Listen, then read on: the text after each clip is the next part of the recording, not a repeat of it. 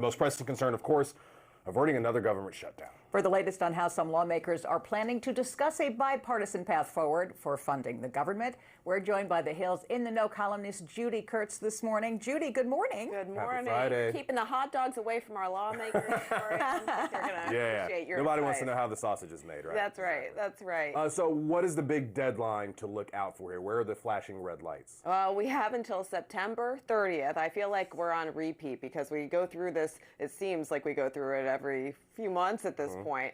September 30th is the government funding deadline, and that leaves only 20 working days when lawmakers get back to Congress next week to figure something out in order to keep the government funded.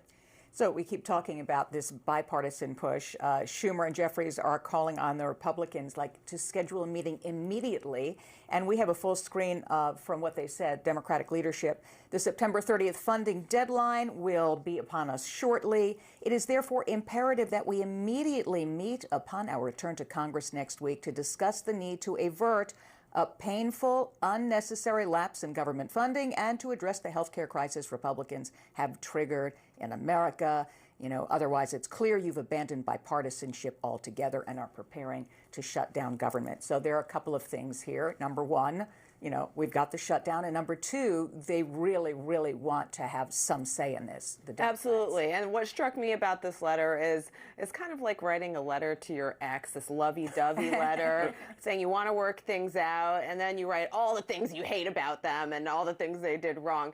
They say they want to work with Republicans in a bipartisan way. They say it has to be a bipartisan way in order to keep this government funded. But on the other hand, they are ticked. They think that Republicans, the moves that they've made in the past have hurt working Americans, and especially with upcoming Medicaid cuts. They're concerned about hospitals around the country and take aim at Republicans in this letter. And a lot of that stems from the rescissions package that passed before they went on recess, where all this money was appropriated to a number of different agencies and initiatives, and Republicans clawed it back. And Democrats are worried they're just going to do that again as part of this funding negotiation. Exactly.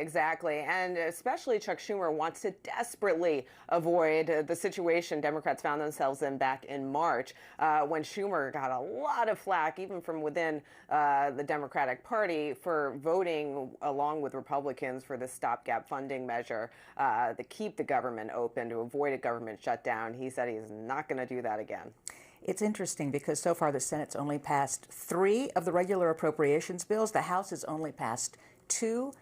So there's a lot of work to be done here. There's a lot of work to be done, but unfortunately, it doesn't seem like hope is springing eternal in Congress this time around as far as avoiding a shutdown. There's not a ton of incentive on both sides to really avoid shutting down the government. And Republicans are already playing the blame game. John Thune, Senate Majority Leader, out with a statement calling us the Schumer shutdown. Democrats saying they're not going to play ball like they did in March. We'll have to see what happens. I spoke to Virginia Senator Tim Kaine a few weeks ago and asked him about the possibility of government shutdown. And he said, look, once you start talking about federal workers being furloughed or not being able to come into work, the military not being paid, that usually gets the ball rolling. But on the other side of the aisle, Republicans in the House have said time and time again, we don't want these CRs anymore. We want just a spending bill, one bill to vote on. Are they going to have that argument yet again? Is Mike Johnson going to have to reach across the aisle to get some of this done? I'm afraid we're going to be on repeat yet again, Corey, with the same stopgap measures in order to keep a CR to keep the government funded temporarily until they can negotiate a bigger funding bill.